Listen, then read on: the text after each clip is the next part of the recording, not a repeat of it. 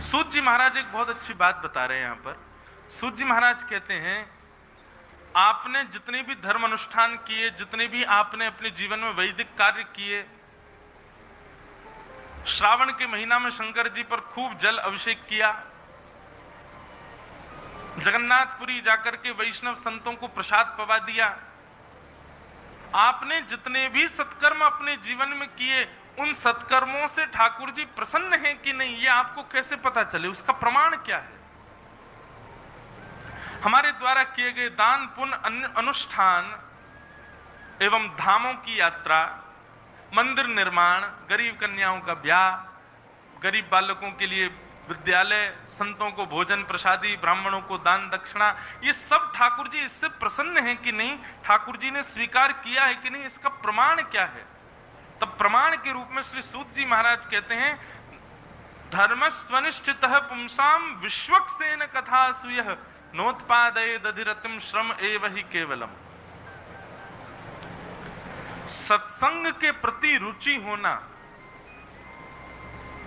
ठाकुर जी की लीला सुनने के प्रति रुचि होना, हमारे धर्म शास्त्रों की कथा सुनने के प्रति रुचि होना, ये इस बात का प्रमाण है कि हमारे द्वारा किए गए धर्म अनुष्ठान से ठाकुर जी प्रसन्न हैं। समझ में आई बात?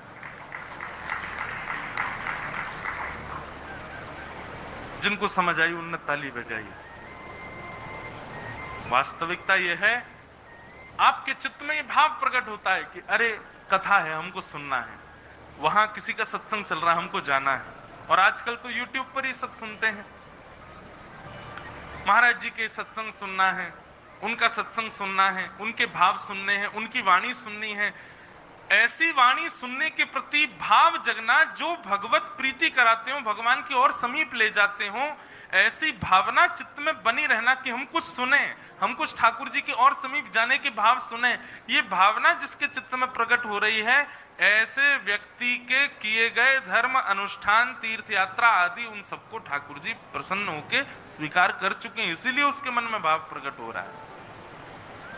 आप अपनी इच्छा से सत्संग सुन ही नहीं सकते, क्योंकि सत्संग सुनने से ठाकुर जी से प्रेम होता है, और आप अपनी इच्छा से ठाकुर जी से प्रेम नहीं कर सकते। ठाकुर जी जब आपको चुन लेते हैं कि मैं चाहता हूं ये मुझसे प्रेम करे, तभी आपके चित्त में सत्संग के प्रति रुचि बढ़ती है।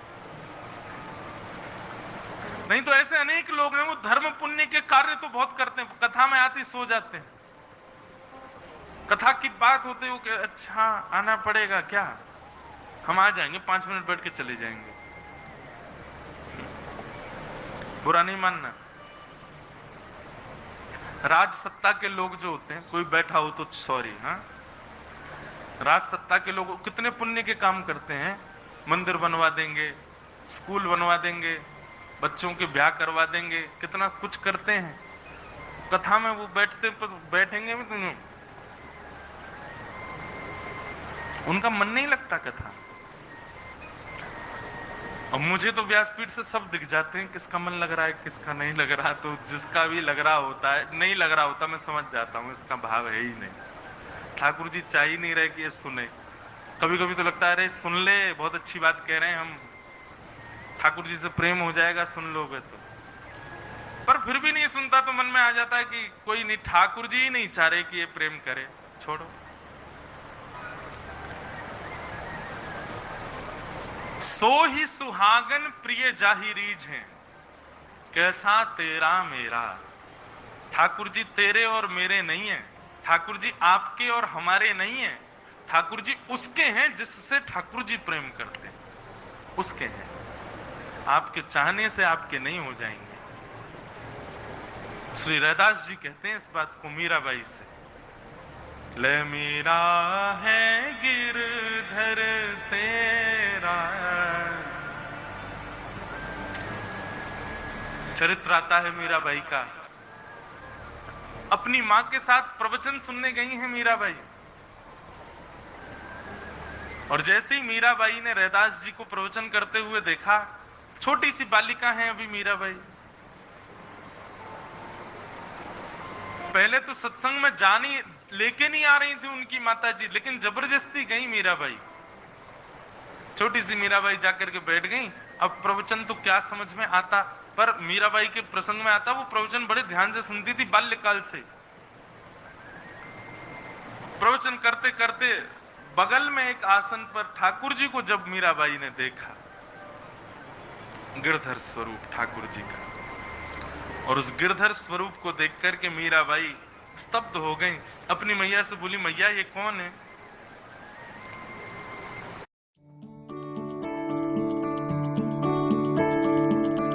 My name is Rahul Suman.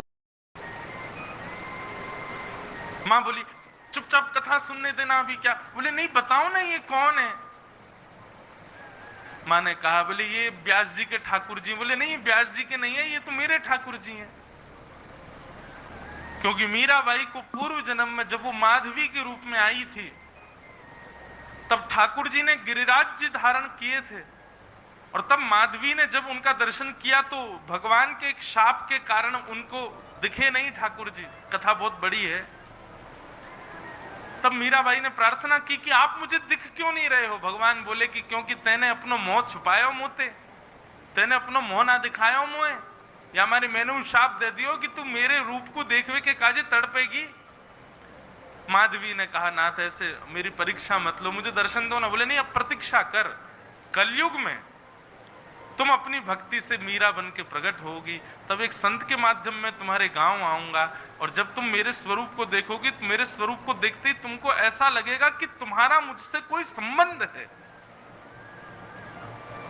आज आप ठाकुर जी को देखते हैं, ठाकुर जी का दर्शन करते हैं, और आपको ऐसा लगने लगता है कि नहीं, कुछ तो है, कहीं से तो ये मेरे हैं। कई जन्मों से, कई जन्मों से बुला रहे हो, कोई तो नाता जरूर होगा। नजरों से नजरें मिला न पाऊं, मेरी नजर का कसूर होगा। तुम ही तो मेरे माता पिता हो, तुम ही तो मेरे बंधु सखा हो, कितने रिश्ते तुम संग मेरे, कोई तो रिश्ता जरूर होगा। नजरों से नजरें मिला न पाऊं, मेरी नजर का कसूर होगा। मैं बार बार इस बात को कहता हूं कि आपका कोई तो संबंध है। आप ठाकुर जी आपसे प्रेम करते हैं, तभी वो प्रिय लग रहे हैं आपको। आपको प्रिय, स्वच्छंद आपको प्रिय वो नहीं लग सकते, उनको आप प्रिय लगते हो, इसीलिए आपको वो प्रिय लग रहे हैं। और जैसे ही ठाकुर जी प्रिय लगे, चूकिएगा मत, उसी समय पकड़ लो ठाकुर जी को। बस हमको ये प्रिय लगे, इसका मतलब हम इनके प्रिय हैं। मीराबाई ने जैसे ही देखा, उसी समय पीछे पड़ गई, ये बाबा के ठाकुर जी नहीं है, ये तो मेरे ठाकुर जी हैं। रैदास जी से जाकर के जिद करने लगी मीराबाई, बोले बाबा ये ठाकुर जी तो मेरे हैं।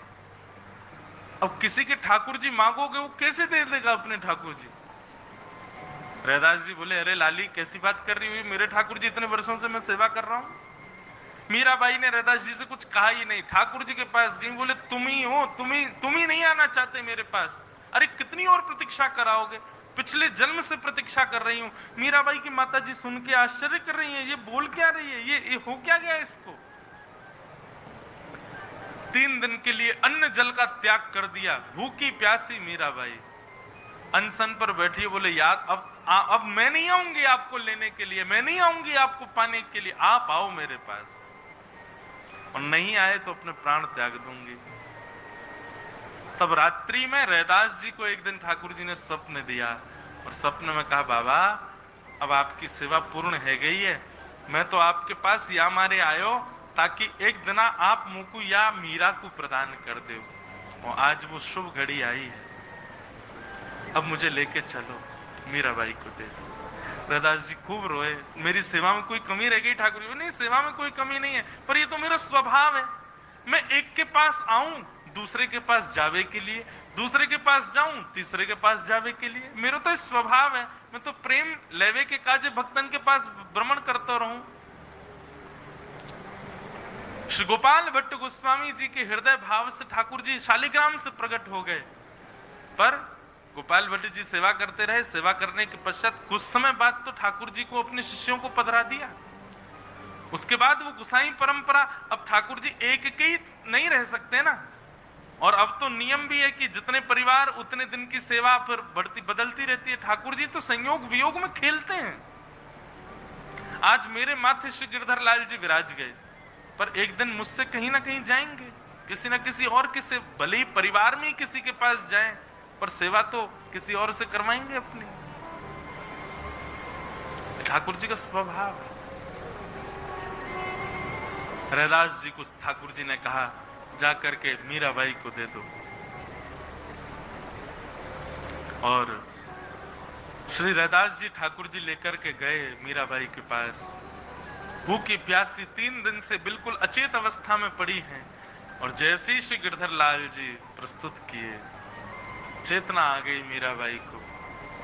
और तब रैदास जी कहते हैं, सो ही सुहागन प्रिय जाहि रीझ हैं, कैसा तेरा मेरा। ठाकुर जी तेरे मेरे हमारे और आपके नहीं होते हैं, ठाकुर जी उसके होते हैं जिससे ठाकुर जी प्रेम करते हैं। ठाकुर जी उसी के पास जाते हैं। मैं सबको एक बात समझाता हूं, कभी भी कोई पूछे कि आपके ठाकुर जी कहां से लाए, कैसे लाए, कितने के लाए, उनको मीराबाई का उत्तर दिया करो। कोई कहे सस्तो, कोई कहे महंगो, कोई कहे सस्तो, कोई कहे महंगो।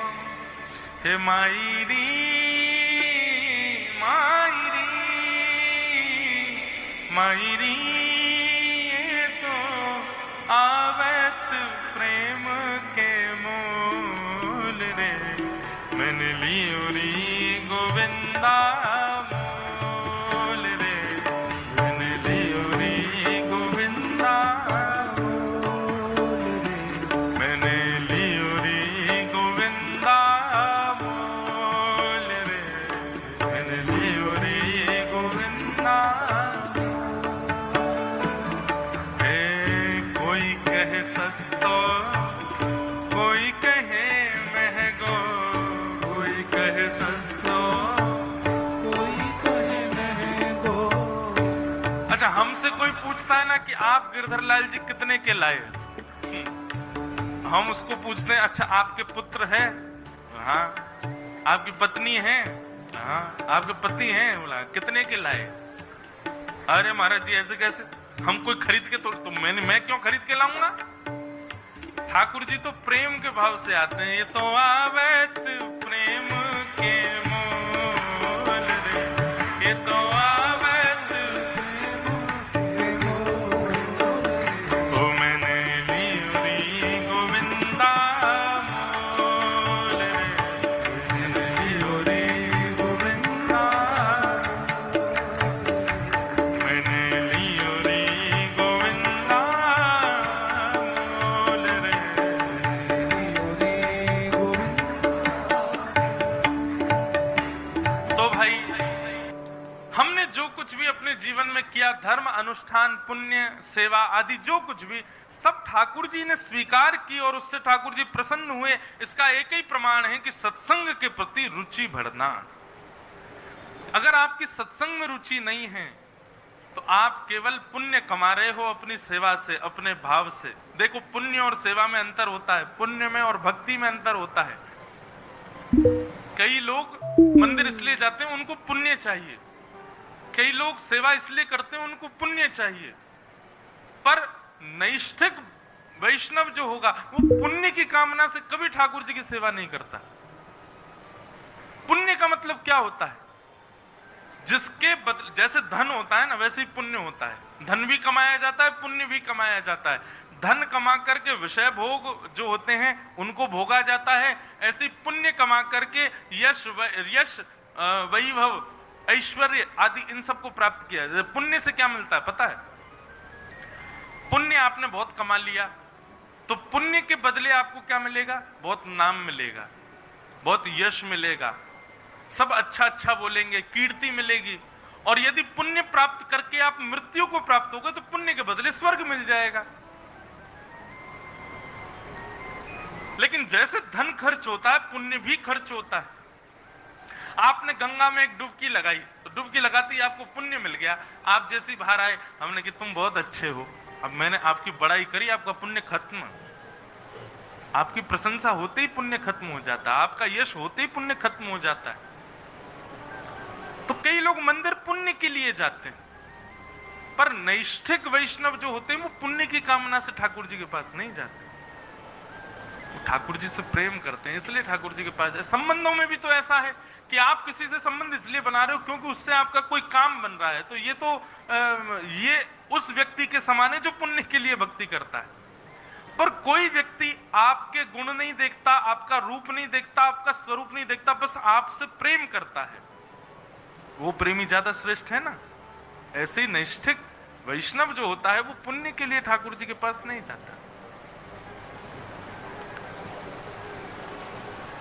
बस सदा मुझसे ठाकुर जी राजी रहें, मैं इनकी सदा सेवा करूं, इसके बदले मुझे कुछ नहीं चाहिए।